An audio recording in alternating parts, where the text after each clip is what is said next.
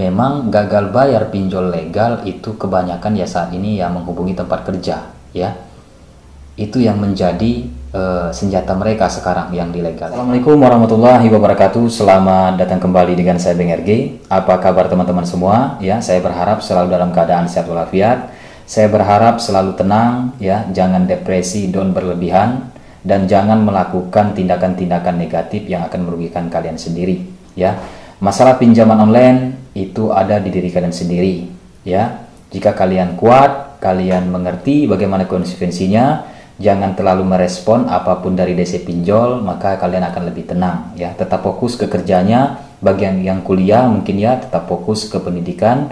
Jangan terpacu apapun bentuk-bentuk yang dikirim oleh DC pinjaman online, ya. Oke, buat teman-teman yang baru menemukan channel ini, mungkin ya saya ingin bantuannya, jangan lupa ditekan tombol subscribe-nya, hidupkan notifikasinya agar kalian tidak ketinggalan updatean terbaru dari channel RG Official. Dan buat teman-teman yang belum bergabung, silakan bergabung di salah satu grup kita, grup Telegram, ya, grup RG Official, Brutal Bersama Kuat Mental. Di dalam grup itu kita saling menginformasikan, saling berbagi, saling menguatkan, yang intinya kita saling berkeluarga, ya. Kita saling mencari informasi mengenai pinjaman online. Ketika teman-teman gagal bayar pinjam online, jangan mengurung diri, ya. Jangan sendiri-sendiri, ya. Jangan tidak mau terbuka kepada teman, sahabat ataupun keluarga. Ceritakan bagaimana masalahnya. Jangan merasakan sendiri, itu nanti kalian akan ya stres berat, ya, karena tidak mau terbuka. Sementara DC tiap hari teror terus, ya, hingga ada 20 nomor yang berbeda. Nah, itulah risiko pinjaman online yang harus kita terima, ya. Di sini kita sudah terjerat yang namanya pinjaman online, tidak perlu disesali. Kita cari solusinya sama-sama untuk mengatasi masalah ini, ya. Di sini saya ingin bahas pinjol OJK, ya. Pinjol OJK, banyak yang masuk ke saya itu yang dihubungi tempat kerja, ya. Sering saya jelaskan, pinjol OJK jika menghubungi tempat kerja 1 atau 2 kali itu masih dibenarkan, tapi memang benar-benar sesuai fakta yang ada, ya. Tidak berupa fitnah, tidak berupa pencemaran nama baik, ya. Jika terjadi seperti itu sudah pelanggaran undang-undang ITE, ya. Mereka bisa dijerat hukum pidana.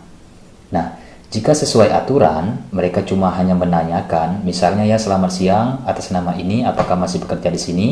Tolong informasikan bahwa tagihannya ada di aplikasi ini, itu masih dibenarkan, ya. Tetapi tidak setiap saat, tidak setiap waktu. Jadi teman kita ini gagal bayar di aplikasi Finplus, ya, dan sudah dihubungi tempat kerjanya. Nah, ini HRD-nya dihubungi oleh DC, ya. DC tersebut mencari atas nama teman kita ini, ya, di angka HRD. Dan DC tersebut menjelaskan bahwa HRD tersebut sebagai komplotan hutang dari teman kita ini, ya. Nah, jadi seperti itu. Dan ada juga aplikasi yang beberapa yang lain itu berupa fitnah, ya. Ini yang menjadi risiko terburuk juga, ya, karena ini bisa berdampak, ya, menghancurkan reputasi kita di tempat kerja, ya, reputasi yang sudah kita bangun selama ini, ya. Jadi rusak ini, jadi buruk gara-gara DC pinjaman online, ya. Ada beberapa teman kita yang dipecat dari tempat kerjanya, difitnah, ya, bahwa teman kita ini sudah mencantumkan kepala kantornya sebagai jaminan hutang, ya, sudah mencantumkan kepala kantor sebagai kontak darurat dan HRD sebagai kontak darurat, ya. Jadi yang seperti itu, ya, menurut saya nggak usah dibayar lagi, ya. Ini sudah melakukan pencemaran nama baik, ya, kepada kepala kantornya, HRD, baik pun rekan-rekan kerja yang ada di kantor. Nah, akhirnya teman kita itu dipecat, ya, gara-gara ulah dari DC pinjaman online, ya. Sementara mereka memang, ya, ditanya mereka tidak mau menjelaskan dari aplikasi apa. Mereka tentu takut, ya. Mereka menggunakan nomor yang berbeda, ya, foto profil WA-nya yang berbeda. Nah, itu mereka juga takut, ya. Dan di sini memang gagal bayar pinjol legal itu kebanyakan ya saat ini yang menghubungi tempat kerja, ya. Itu yang menjadi senjata mereka sekarang yang ilegal ini, ya, karena ya masalah slik OJK mungkin ya berpikiran biasanya tidak begitu menanggapi, ya, debitur ini mungkin, ya. Jadi mereka mencari cara, ya, mencari cara untuk menakut-nakuti debitur dengan cara ya menghubungi tempat kerja ya secara barbar ya, mereka tidak tahu ya, bahkan ada yang berbentuk pengancaman. Nah, jadi baik pun legal, baik pun sudah berizin, nggak usah dibayar yang seperti ini, nggak usah ditanggapin lagi, hapus aplikasinya, blokir nomor handphonenya ya. Jika mereka datang, kalian siapkan bukti-bukti pengancamannya ya. Lagian juga mereka nggak akan datang biasanya, apalagi jika menghubungi tempat kerja ya, melanggar aturan, mereka nggak akan berani datang ya, pinjol legal ini. Jadi ya hapus saja aplikasinya, blokir nomornya, bila perlu kalian ganti nomor, nggak usah dibayar lagi ya. Walaupun ingin membayar ya mungkin disedekahkan saja uangnya daripada dibayar ke mereka, atau sumbangkan ke masjid, ke orang-orang yang membutuhkan dengan niat ingin membayar hutang tersebut, daripada kalian bayar ke mereka, mereka sudah melakukan pencemaran nama baik ya. Ini yang menjadi resiko terburuk bagi kita yang gagal bayar di pinjol legal. Oleh karena itu ya, saya ingin teman-teman ketika gagal bayar di pinjol legal ya, dan ada DC ingin menghubungi daftar kontak atau tempat kerja ya, itu silakan klarifikasi. Baik pun rekan-rekan kerjanya belum tahu, kalau menurut saya seperti itu ya.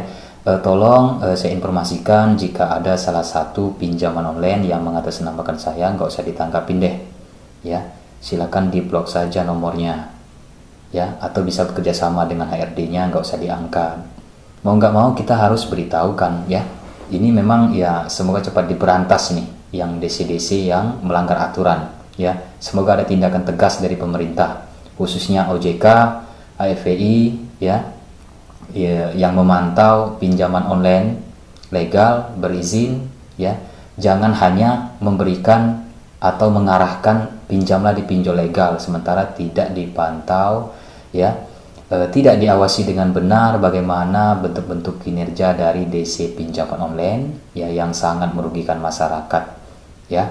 Jadi hampir sama saja ya, pinjol legal dan ilegal. Malah dengan adanya pinjol legal bukan malah membantu perekonomian masyarakat ya, ini malah menambah masalah masyarakat ya.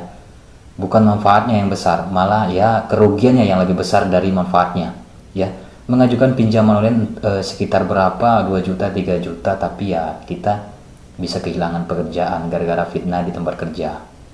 Nah, oleh karena itu ya, jika kalian yang ingin terlepas dari pinjaman online legal, jika mereka masih sesuai aturan ya, jangan dibuat janji, jelaskan saja, jika ada uang saya akan bayar, saya tidak bisa janji.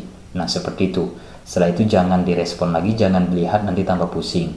Ada WhatsApp masuk, kalian cek ya, ada SMS, kalian cek terus, itu ya nambah pusing. Lebih baik fokus cari uangnya jika benar-benar ingin membayar ya, daripada kalian terus menanggapi dari DC tersebut nggak tahu ya, nggak mau tahu apapun alasan kita, mereka tetap ingin kita bayar di hari itu juga ya. Karena sebenarnya mereka yang lagi pusing, bukan kita ya. Mereka yang lebih pusing, mereka ya, jika mereka tidak mendapatkan target ya, itu makanya mereka yang ngelantur ya. Mereka melakukan pengancaman, nggak tahu lagi mau berbuat apa cara penagihannya, makanya mereka melanggar batas ya. Karena mereka merupakan tumpuan dari perusahaannya DC pinjol ini. Maka kita yang harus pahami, memang kerjanya seperti itu DC ya. Sedikit ya ada kata-kata kotor, itu memang ya seperti itu. Karena kehabisan cara itu sudah, bagaimana cara supaya menakuti debitur. Jadi kembali lagi kepada diri kita ya. Oleh karena itu memang ya harus mental dulu. Jika mental kuat, nah maka kalian bisa menghadapinya ya. Saya juga selalu mendoakan teman-teman semua, semoga ya diperkuat hatinya oleh Allah Subhanahu wa Ta'ala. Ini alhamdulillah banyak dari teman-teman yang grup itu sudah pada kebal semua ya, sudah pada anti semua, sudah pada paham semua, nggak peduli itu apapun yang dilakukan DC, mereka sudah kebal, mereka sudah bisa brutal ya. Grup itu yang saya namakan brutal, bersama kuat mental, bersama-sama mencari informasi, saling menguatkan, saling berbagi, saling berkeluarga. Semoga semakin banyak ya masyarakat yang mengetahui konsekuensi pinjaman online yang sebenarnya itu seperti apa ya, baik masalah hukum ataupun yang lainnya ya. Oke, itu saja yang saya informasikan untuk saat ini, ya. Terima kasih buat teman-teman yang sudah menyimak. Saya undur diri, Bang Ergi. Assalamualaikum warahmatullahi wabarakatuh.